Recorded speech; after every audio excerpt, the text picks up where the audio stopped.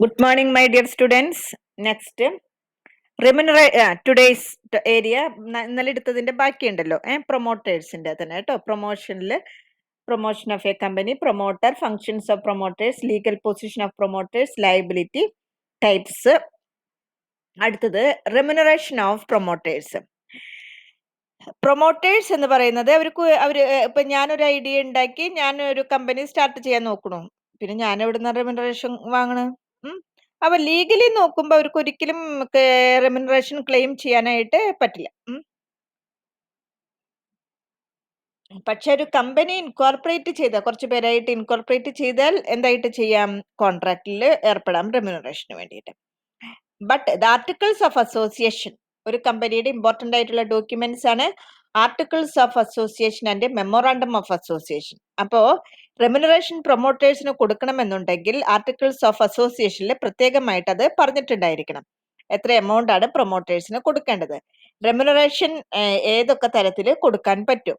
Issuing shares in the company, കമ്പനിയുടെ shares free ആയിട്ട് issue ചെയ്തിട്ട് പ്രൊമോട്ടറുടെ റെമ്യൂണറേഷൻ നമുക്ക് കൊടുക്കാൻ പറ്റും. Paying A lump sum amount as commission, ഇങ്ങനെ നല്ലൊരു ഐഡിയ ഒക്കെ ഉണ്ടാക്കി തന്നതല്ലേ എന്നുള്ളതിന് നല്ലൊരു എമൗണ്ട് ലംസം ആയിട്ട് കൊടുക്കാൻ പറ്റും. Giving option four subscribing shares in future, നിങ്ങൾക്ക് ഫ്യൂച്ചറിൽ ഞങ്ങളുടെ ഷെയർസ് ഇഷ്യൂ ചെയ്യുമ്പോൾ സബ്സ്ക്രൈബ് ചെയ്യാം എന്നുള്ള ഓപ്ഷൻ കൊടുക്കാം. Appointing as a directors or holding office of profit in the company, കമ്പനിയുടെ ഡയറക്ടറായിട്ട് അപ്പോയിന്റ് ചെയ്യാം. അറ്റ് ദ സെയിം ടൈം കമ്പനിയുടെ ഫ്യൂച്ചർ പ്രോഫിറ്റിൽ ഷെയർസ് കൊടുക്കാം.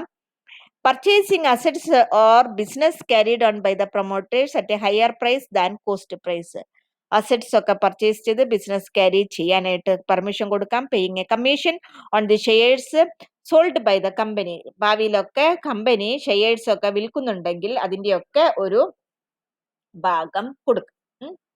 അതാണ് റെമ്യൂണറേഷൻ. ഇനി എന്താണ് pre incorporation contract? Pre incorporation contract എന്ന് പറയുന്നത് പ്രൊമോട്ടേഴ്സ് കമ്പനിയുമായിട്ട് എൻ്റർ ചെയ്യുന്ന കോൺട്രാക്റ്റുകളാണ്. എപ്പോഴായിരിക്കും അത്? പ്രീ ആണ്. അപ്പൊ അതെന്തായിരിക്കും? Before registration. രജിസ്ട്രേഷനേക്കാളും മുൻപ് പ്രൊമോട്ടേഴ്സ് കമ്പനിയുമായിട്ട് കോൺട്രാക്ട് എൻ്റർ ചെയ്യുന്നതാണ് എന്ത്? Pre incorporation contracts. അപ്പൊ ഇങ്ങനെയുള്ള കോൺട്രാക്ട്സ് വളരെ അത്യാവശ്യമാണ് ആ കമ്പനിയുടെ ഇനീഷ്യൽ വർക്കിംഗ് സ്റ്റേജില്. ഇങ്ങനെയുള്ള കോൺട്രാക്ട് എന്ന് പറയുന്നത് എന്താണ്? ലീഗൽ ആയിട്ടുള്ള കൺസൾട്ടൻസ് ആയിരിക്കും, എഗ്രിമെന്റ്സ് ആയിരിക്കും, മെമ്മോറാണ്ടം പ്രിന്റ് ചെയ്യേണ്ടത് എന്താണെന്നുള്ളതായിരിക്കും, ആർട്ടിക്കിൾസ് ഓഫ് അസോസിയേഷൻ എങ്ങനെയായിരിക്കണം എന്നുള്ളതായിരിക്കും, മെഷീനറി എങ്ങനെ പർച്ചേസ് ചെയ്യാം, ഈ നമ്മുടെ കമ്പനിയുടെ ഇൻഫ്രാസ്ട്രക്ചേഴ്സ് എങ്ങനെ എന്തൊക്കെ ആയിരിക്കണം എന്നൊക്കെ പറയുന്നതാണ് ഏതിൽ വരുന്നത്? പ്രീ ഇൻകോർപ്പറേഷൻ കോൺട്രാക്റ്റിൽ വരുന്നത്. ഓക്കെ, അപ്പൊ പ്രീ ഇൻകോർപ്പറേഷൻ കോൺട്രാക്ട് എന്ന് പറയുന്നത് ആരൊക്കെയാണ് അതിൽ ആ കോൺട്രാക്റ്റിൽ എൻ്റർ ചെയ്യുന്നത്? പ്രൊമോട്ടേഴ്സും അതോടൊപ്പം തന്നെ കമ്പനിയും ആയിട്ടുള്ളത്. Company cannot take any benefits of such contract. ഇപ്പൊ കമ്പനി ഒരു ആർട്ടിഫിഷ്യൽ പേഴ്സൺ ആണ്, പ്രൊമോട്ടർ തന്നെയാണ് അതിന്റെ എല്ലാ കാര്യങ്ങളും നോക്കുന്നത്. അപ്പൊ ഇങ്ങനെയുള്ള കോൺട്രാക്റ്റില് കമ്പനിക്ക് ഒരു തരത്തിലുള്ള ബെനിഫിറ്റും ഉണ്ടായിരിക്കില്ല. പ്രൊമോട്ടേഴ്സ് ഇതിൽ ആരായിട്ട് ആക്ട് ചെയ്യുന്നു? ഏജന്റ് ആയിട്ട് ആക്ട് ചെയ്യുന്നു, ട്രസ്റ്റി ആയിട്ട് ആക്ട് ചെയ്യുന്നു. അതോടൊപ്പം തന്നെ കോൺട്രാക്റ്റിൽ ഏർപ്പെടുമ്പോൾ തേർഡ് പാർട്ടീസിന്റെ കൂടെ. കമ്പനി ഈ സമയത്ത് അവിടെ നിലനിൽക്കുന്നേ ഇല്ല. അതുകൊണ്ട് തന്നെ ratify these contracts after incorporation, company നിലനിന്ന ഇതൊക്കെ റാറ്റിഫൈ ചെയ്യേണ്ടതായിട്ട് വരുന്നു. അതായത് വാലിഡ് ഇത് കമ്പനി നിലവിൽ വരുന്നതിനേക്കാൾ മുൻപെടുത്ത കോൺട്രാക്ട്സുകളാണ്. അതുകൊണ്ട് കമ്പനി നിലവിൽ വന്നാൽ ഇതൊക്കെ റാറ്റിഫൈ ചെയ്യേണ്ടതായിട്ട് വരും. അപ്പൊ അങ്ങനെ നോക്കുമ്പോൾ കമ്പനിയിലെ ഇങ്ങനെയുള്ള കോൺട്രാക്റ്റുകളൊക്കെ പിന്നെ നമുക്ക് കാണേണ്ടി വരുന്നേയില്ല. Promoters are personally liable to third parties for such contracts. പിന്നെയുള്ള കോൺട്രാക്റ്റിലൊക്കെ ആർക്ക് ലയബിലിറ്റി അറേസ് ചെയ്യുന്നതായിരിക്കും? പ്രൊമോട്ടേഴ്സിന് തേർഡ് പാർട്ടീസിനോടൊക്കെ കൊടുക്കേണ്ടതായിട്ട് വരും. അതോടൊപ്പം തന്നെ ഇങ്ങനെയുള്ള കോൺട്രാക്റ്റുകൾ വീണ്ടും സബ്സിക്വന്റ്ലി അഡാപ്റ്റ് ചെയ്തിട്ടുണ്ടെങ്കിൽ ഫ്രഷ് കോൺട്രാക്ട് ആയിട്ടായിരിക്കും അതിനെ കാണുന്നത്. ഇത് ഇൻകോർപ്പറേഷനേക്കാൾ മുൻപ് ഈ കോൺട്രാക്റ്റിൽ ഉണ്ടായിരുന്നല്ലോ എന്ന് പറഞ്ഞിട്ട് കാര്യമില്ല, അത് റാറ്റിഫൈ ചെയ്ത് ഫ്രഷ് കോൺട്രാക്ട് ആകും.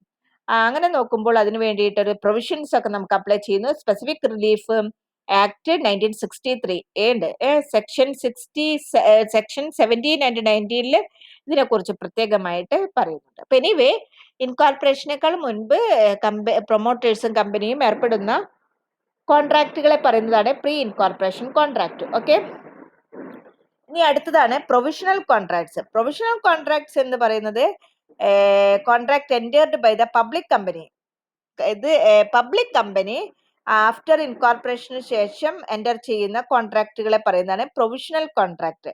അതായത് അവർക്ക് ശരിക്കും ബിസിനസ് സ്റ്റാർട്ട് ചെയ്യാനായിട്ടുള്ള സർട്ടിഫിക്കറ്റ് കിട്ടിയിട്ടില്ല, പക്ഷെ അവര് ഇൻകോർപ്പറേഷൻ ചെയ്തു. അപ്പൊ അതിന്റെ ഇടയിൽ കുറച്ച് നാളത്തേക്ക് വേണ്ടിയിട്ടുള്ള കോൺട്രാക്റ്റുകളെ പറയുന്നതാണ് പ്രൊവിഷണൽ കോൺട്രാക്ട്സ്. അപ്പൊ എങ്ങനെയുള്ള കോൺട്രാക്റ്റുകൾ കമ്പനി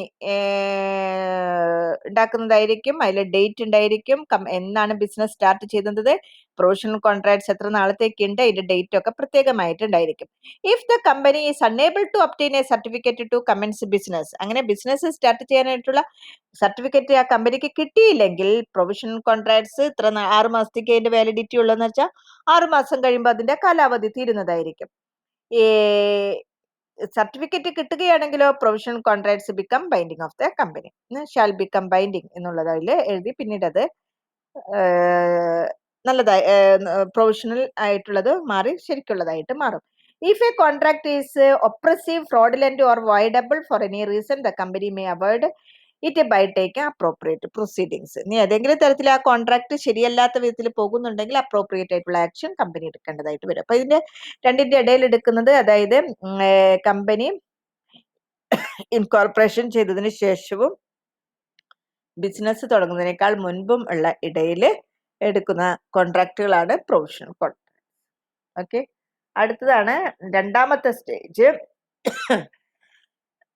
4 സ്റ്റേജ് ഉണ്ടെന്ന് പറഞ്ഞല്ലോ, അതില് പ്രൊമോഷൻ കഴിഞ്ഞു. നാളെ അടുത്ത ദിവസം നമുക്ക് ഇൻകോർപ്പറേഷൻ അടുത്ത സ്റ്റേജ് എടുക്കാം കേട്ടോ. Okay my dear students, thank you.